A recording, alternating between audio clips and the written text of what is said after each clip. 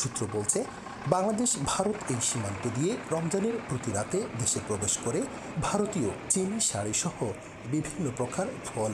ফজরের আজান পড়তেছে, আপনাদেরকে রিকোয়েস্ট করবো ভাই এদিকে যাবেন না, এখানকার যে পরিস্থিতি খুবই খারাপ। কিছু দূর এগুতেই দেখা মিলে বেশ কয়েকজন চোরাকারবারির। তোরের ক্যামেরা দেখেই তেড়ে আসে তারা।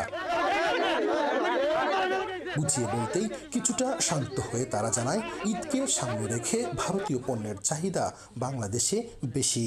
ভাই আমরা এখানে পেটে দেয় আসতেছি কাজে, বিজিবি আসবে এদিকে, আপনারা আইসেন কোন সময় চিনিগুলো আমরা ধরে নিয়ে নিতে পারে। পেটের দেয় তো এই কাজ করা লাগে, কেন না কোয়ারি সব বন্ধ। কথার এক পর্যায়ে বিজিবি সদস্যরা আসলে পাহাড়ি এলাকা দিয়ে পালিয়ে যায় চোরা কারবারিরা। বিজিবি বলছে, গেল 3 মাসে সিলেট সীমান্ত থেকে বিজিবির হাতে